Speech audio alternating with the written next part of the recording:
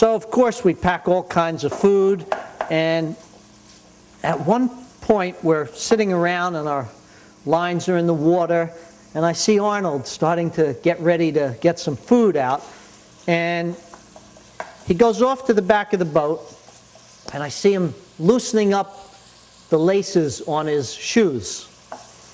So about 10 minutes later, I wasn't really watching what was going on, and all of a sudden I'm saying, "What's that smell?"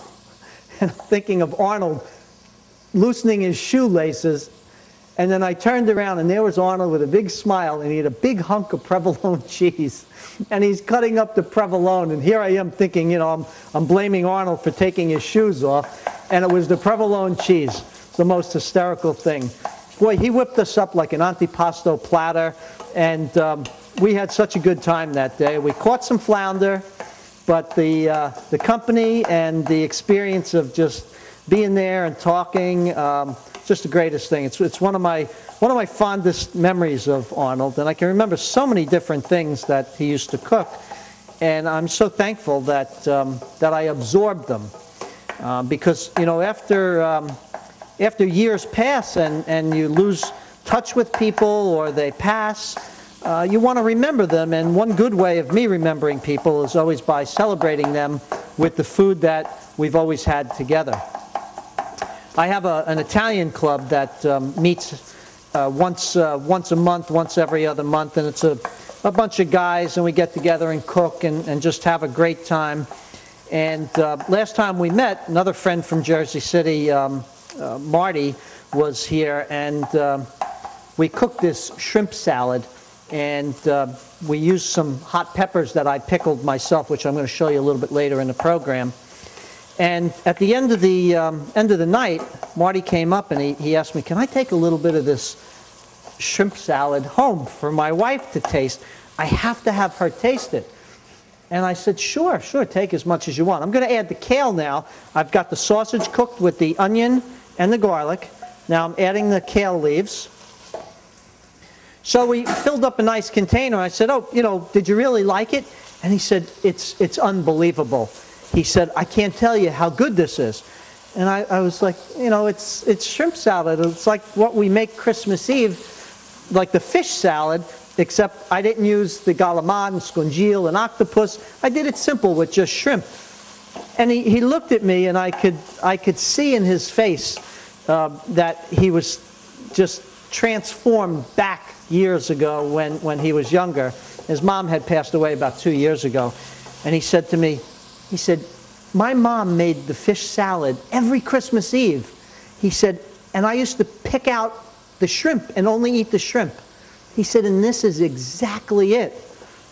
And I looked at him and I said, "Where do you think some of this comes from? How many Christmas Eves have I had at your house with your mom cooking?"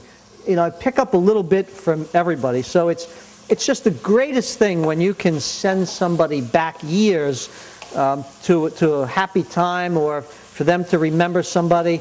You see, this wilts, this kale, but it never wilts totally. So what I'm going to do now is I'm going to take this off the flame, and I'm going to let this just sit for a minute to cool down, because I do my polenta in a no lump method that's just really, really simple.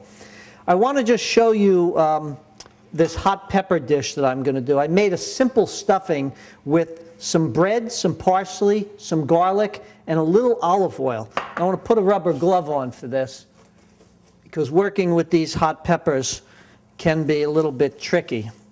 These are what's called long hots. They're all kind of funny shapes. I call them Italian long hots.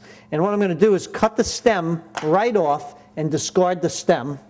And then I'm going to slice it halfway through, right down one side. I'll pull my garbage close for this. And I'm going to open it up, and you can see all the seeds that are inside. I'm going to just pull out, and this big, thick, white rib. That's where a lot of the heat is housed in this. And then I'm just going to go down here and shake out all of the seeds so that my pepper is empty and without seeds. Now I run them under a little water just to moisten them.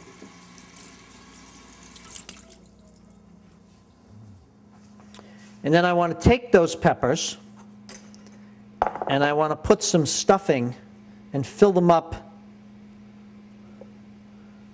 with my stuffing mix, losing half of it on the counter. Once I fill them up, I'm going to put them in a little tray.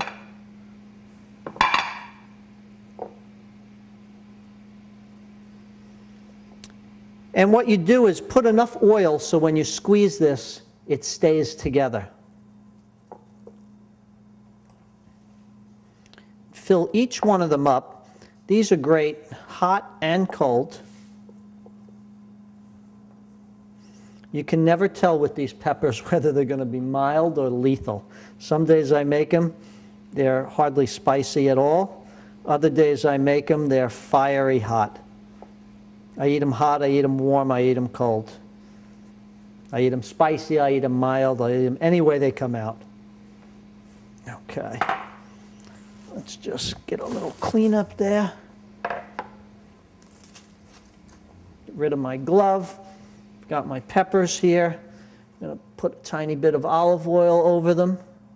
Just a little drizzle to moisten them.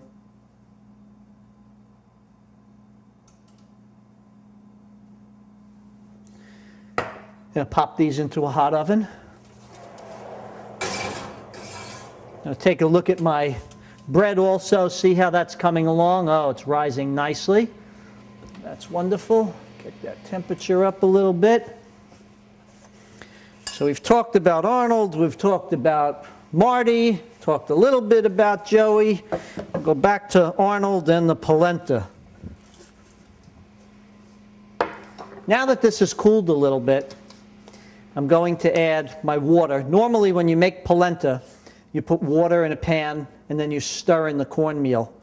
But the water gets hot, and then what happens is when you put the polenta in, it can lump up. So I find that by doing this cold and then applying the heat, I can control the polenta from getting too lumpy. So I stir my polenta in, and now I'm going to crank back up this heat.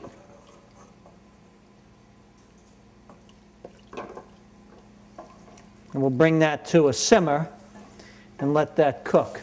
Get rid of some of my other ingredients so I can do my other big show and tell. I brought a bunch of things just to show you some things that we normally do while I'm finishing this and waiting for those other two things to cook. We'll have a little show and tell session.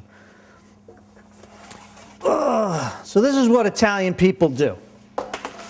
Certain time of year, we jar tomato sauce. When we have an excess of regular sweet peppers, we pickle them.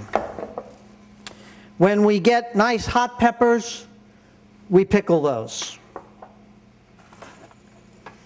When fresh olives are out, and this is something hardly anybody does anymore, except for Italians and certain other cultures, Greeks do it, but these are raw green olives, and they are around usually in October.